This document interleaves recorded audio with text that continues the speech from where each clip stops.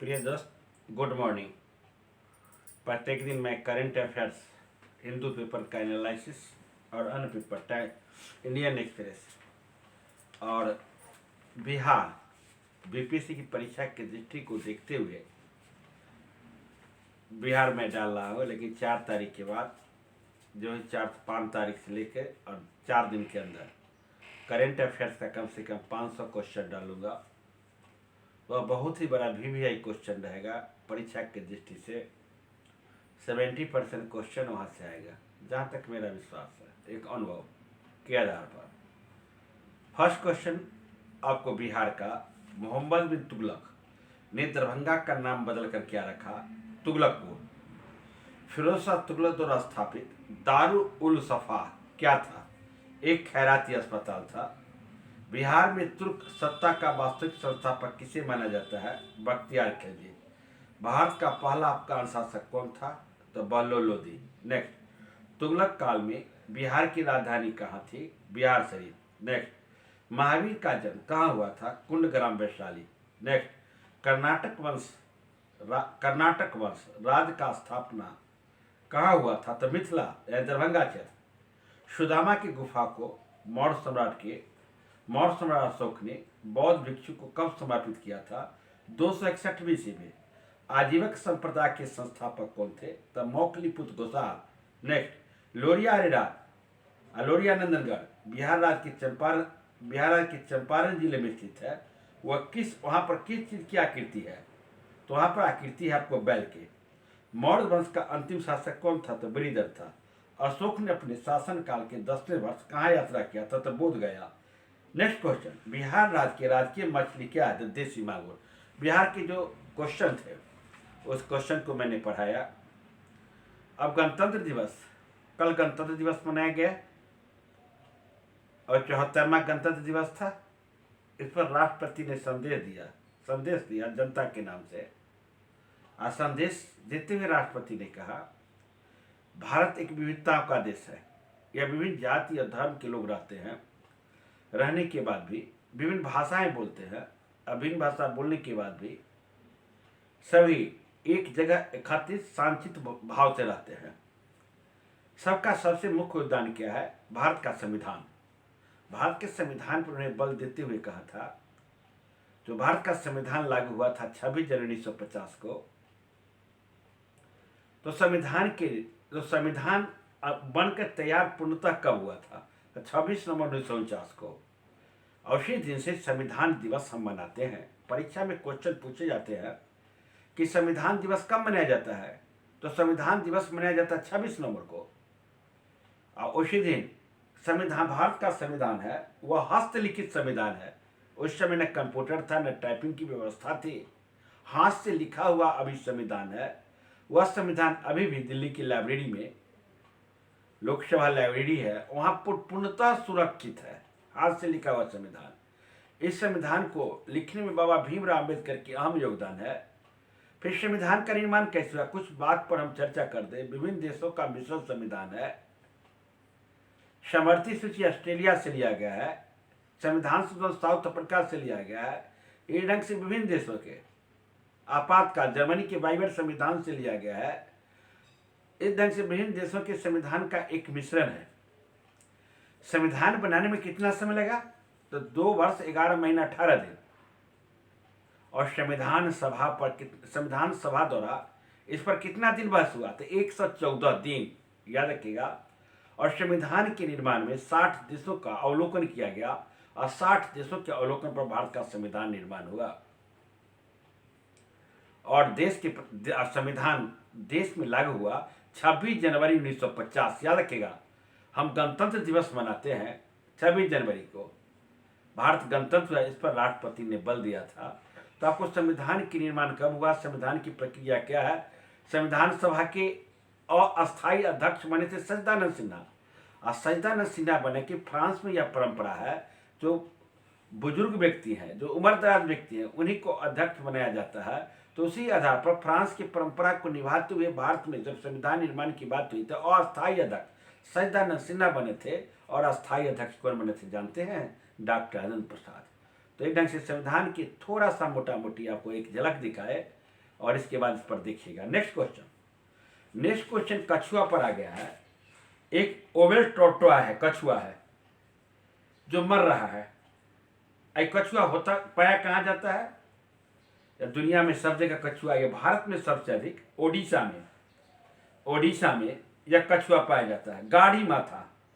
गाढ़ी माथा बीच में, कहाँ? गाढ़ी माथा कहाँ है? तो ओडिशा के बीच में इस प्रकार की कछुआ पाया जाता है।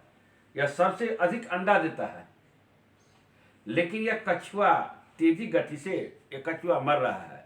जिस ढंग से तेजी गति से कछुआ मर रहा है, हो सकता है इसका संकट आ जाए। कछुआ मरने का कारण क्या है? किसी भी व्यक्ति इसके जीवन अस्तित्व में आता है और वह प्राणी अगर मरता है, उसका कारण क्या है? तो कारण यही है कि पानी का गंदा होना।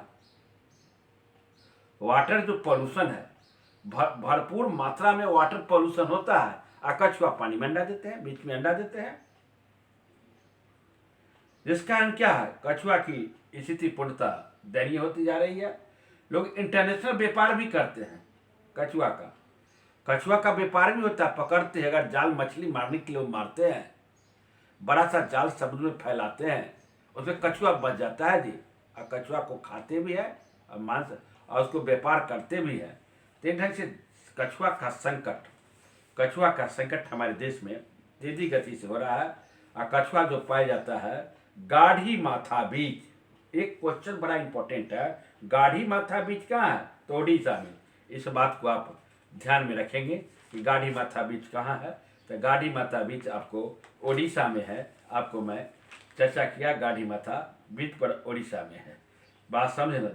इस प्रकार देखिए, एक संबंध आपको रिलेशनशिप बताते हैं कि कछुआ के कारण, जैसे कि मछली मारते मछली, श्रीलंका और भारत के साथ संबंध भी है।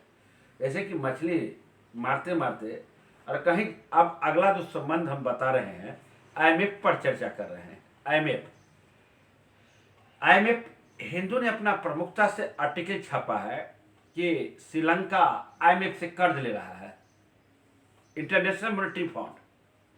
तो जानेगा इंटरनेशनल मॉनेटरी फंड की स्थापना कब हुआ था? इंटरनेशनल मॉनेटरी फंड की स्थापना 1945 में हुआ था। वर्तमान में इसको कितने देश हैं? तो 190 देश है IMF के। याद रखिएगा, IMF के वर्तमान में कितने देश हैं? तो IMF के वर्तमान में 190 देश हैं। इसकी स्थापना 1945 में हुआ था। फिर श्रीलंका की स्थिति पूर्णतः दयनीय है। जानते हैं, कुछ दिन पहले श्रीलंका में आटा 150 किलो, सिलेंडर कितना रहा? 3000 सिलेंडर भाग गया था, 6000 तक सिलेंडर भाग गया था। श्रीलंका की स्थिति बहुत दयनीय है। वहाँ का बंदरगाह भी हम्बनटोटा बंदरगाह है। हम्बनटोटा बंदरगाह पर चाइना वहाँ पर 99 साल के लिए लीज पर ले लिया है हम्बनटोटा बंदरगाह को। तो श्रीलंका की स्थिति दयनीय होने के कारण वो IMF के पास कर्जा के ले गया। IMF किसको कर्जा देती है जानते हैं? IMF कर्जा देने के लिए 3 देश की सहमति होना जरूरी है। गारंटर जिसको कहिए, देहात में कहा जाता है गारंटर। बिना गारंटर के कर्जा नहीं मिलता। उसी ढंग से श्रीलंका को गारंटर चाहिए। उस गारंटर में एक दे दिया है भारत कहा है कि ठीक है, हम गारंटर बनते हैं, आप दीजिए सहायता। कौन कहा? भारत कहा। इसके बाद श्रीलंका और चाइना अभी तक हामी नहीं भरी है। अगर पाकिस्तान और चाइना अभी तक हामी नहीं भरी है।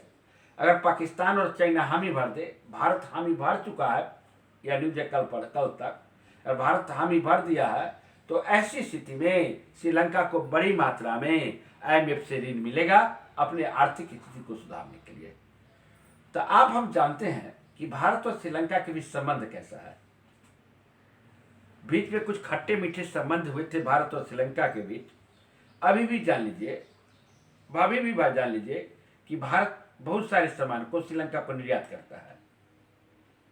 श्रीलंका से कुछ सामान आता है, ये भारत सामान को निर्यात करता है। देखिए एक उदाहरण, जब कुछ मछली मारते अगर कोई भारतीय मछुआरा अगर श्रीलंका के सीमा में घुस जाते हैं, तो श्रीलंका के पुलिस क्या करती है जानते हैं? उसको पकड़ लेते हैं, मार भी देते हैं। ऐसा कभी कभी तनाव भी देखने के लिए आता है। यह बात को कभी कभी तनाव भी हमें देखने को मिलता है कि किस ढंग से किस ढंग से श्रीलंका है भारत की मछुआरे के साथ व्यवहार करता है।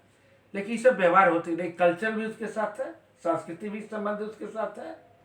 रामायण में देखिएगा भी, रामायण में श्री राम गए थे लंका, लंका के राजा कौन थे, लंका गए थे और रावण था, तो वहाँ भी लड़ाई देखने को मिलती है। तो बहुत ढंग से संबंध आज से नहीं, कल्चर है, रामायण में भी संबंध इसका है। इसलिए भारत ने इसको काफ़ी मदद किया है और IMF को गारंटर बना है कि अब ऋण दिया जाए किसको, श्रीलंका को। तो इस ढंग से क्वेश्चन था। इसके बाद एक क्वेश्चन बहुत इंपॉर्टेंट है, कल 26 जनवरी हुआ, 26 जनवरी की मुख्य अतिथि फतह अल सीसी आए। फतह अल सीसी कहाँ के थे, इजिप्ट के थे, यानी मिस्र के थे। भारत ने 2023 में गणतंत्र दिवस के मुख्य अतिथि किसको बनाया जानते हैं, फतह अल सीसी। अब फतह अल सीसी कौन है, फतह अल सीसी है मिस्र के राष्ट्रपति है।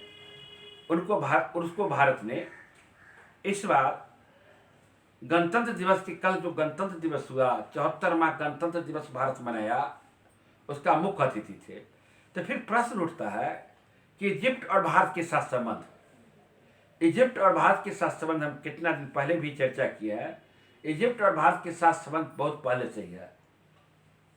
जो नन अलायंस मूवमेंट हुआ था, नेम जिसको कहते हैं, पंडित नेहरू भारत के प्रथम प्रधानमंत्री थे और टीटो वहां के थे। दोनों के बीच नासिर नेहरू और टीटो के बीच नन अलायंस मूवमेंट हुआ था, वहीं से संबंध है। दोनों का कल्चर संबंध है, सांस्कृतिक संबंध है, व्यापारिक संबंध है। अभी भी इजिप्ट, भारत इजिप्ट के साथ संबंध बनाकर रखना चाहता है, अच्छा संबंध बनाकर रखना चाहता है। इजिप्ट से बहुत सारे सामान इजिप्ट से बहुत सारे सामान भारत में आते हैं। इलेक्ट्रॉनिक सामान हुआ, लेदर हुआ, भारत भी इजिप्ट को सामान भेजते हैं, कॉटन भेजता है भारत। तो दोनों के बीच व्यापारिक भी संबंध है। लेकिन अगर दोनों यहां आए तो दोनों आतंकवाद पर भी बात किए, ऊर्जा के क्षेत्र में भी बात किए, दोनों देश का विकास कैसे हो उसके संबंध में भी बात किए।